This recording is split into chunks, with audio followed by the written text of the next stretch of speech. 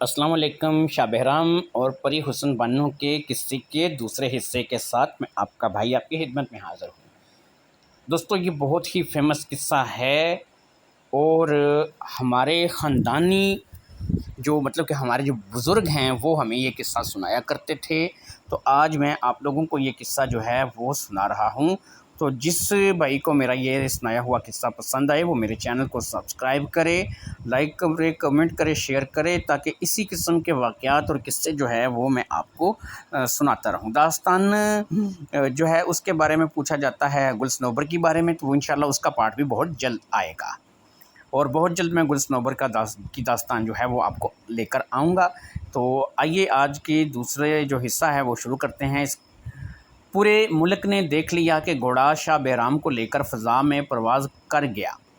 ये मंज़र पूरे मुल्क के साथ साथ बादशाह और मलका ने भी देख लिया। उधर शहज़ादा शाह बहराम घोड़े के ऊपर इंतहाई डरा सहमा बैठा था।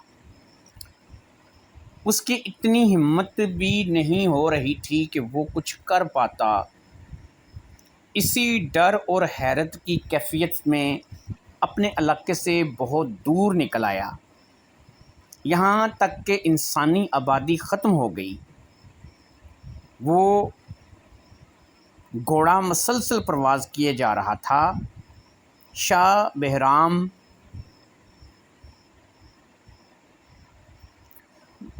का डर के मारे बुरा हाल था। वो घोड़े से नीचे कूदना चाहता था, मगर घोड़ा ऐसे अंदाज से आ रहा था कि उससे नीचे कूदने का कोई मौका ही नहीं मिल रहा था। शाह बहराम दिल ही दिल में उस वक्त को कोस रहा था जब उसने घोड़े के ऊपर सवार होने की ज़िद की थी। आखिरकार घोड़ा एक बहुत बड़े महल के पास जाकर रुक गया। इस महल के चारों जानब बहुत हसीन वादियाँ, बाग और दरख्त थे। हर तरफ पानी के झरने बह रहे थे। रंग बरंगे मेवे दरख्तों से लटके हुए थे और उनके दरमियान ये इंतहाई शानदार और ख़ूबसूरत महल था। घोड़ा शाह बहराम को इस महल के बगीचे में उतार दिया।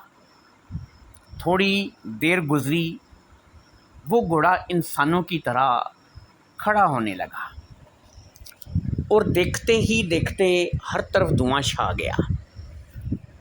कुछ लम्हे पहले जहाँ पर एक घोड़ा खड़ा था, अब वहाँ एक लंबा तिरंगा दियो खड़ा था।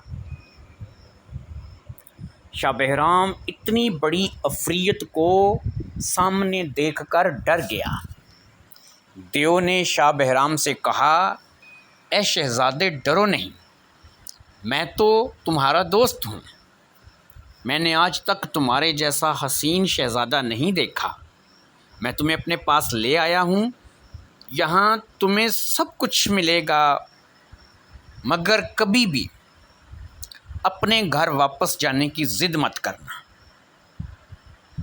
मुझे दुनिया की हर हसीन चीज़ को इकट्ठा करने का शौक़ है और मैंने तुम्हें भी अपने पास रख लिया है।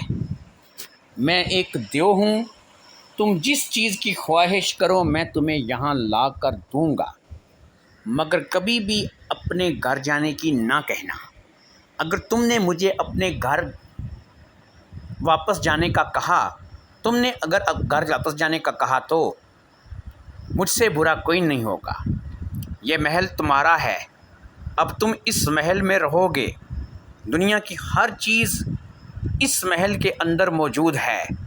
खाना खाना चाहो खा सकते हो, पीना चाहो पी सकते हो, सोना चाहो सो सकते हो। सैर का जी चाहे तो इतनी बड़ी बड़ी वादी पड़ी है, जहाँ की चाहे मर्ज़ी सैर करो। मेरे महल के सामने ये 4 रास्ते हैं।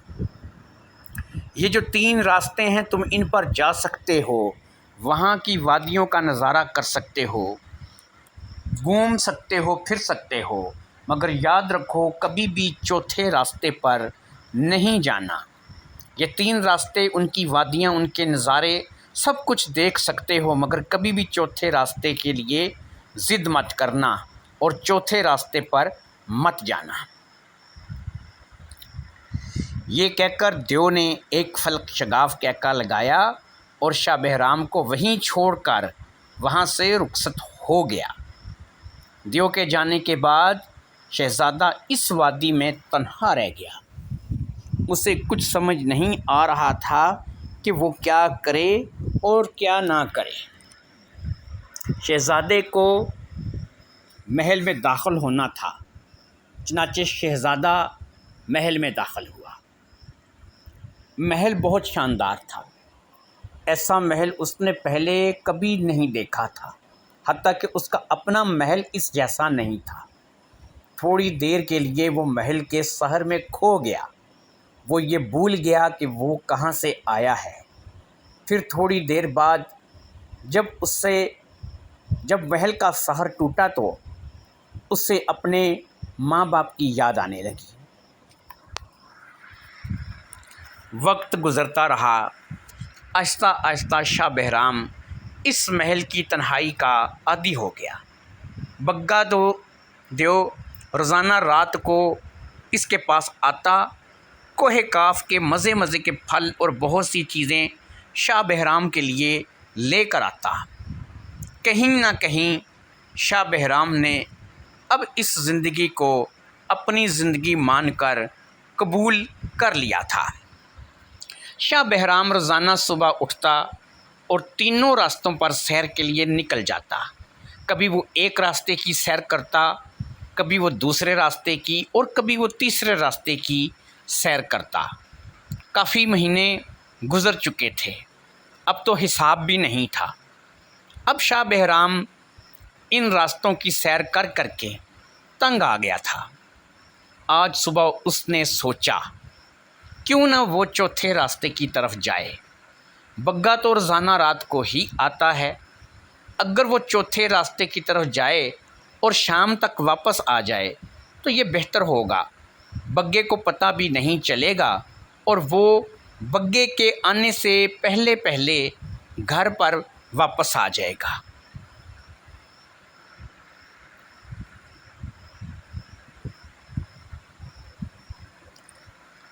یہ فیصلہ کر کے وہ مطمئن ہو گیا۔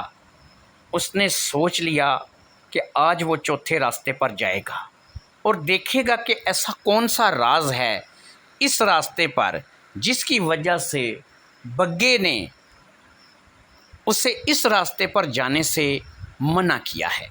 دوستو، اس کہانی کو جتنی پذیرائی آپ دیں گے انشاءاللہ تعالی اچھی کہانیاں آپ کے لیے لکھیں گے۔ اللہ حافظ۔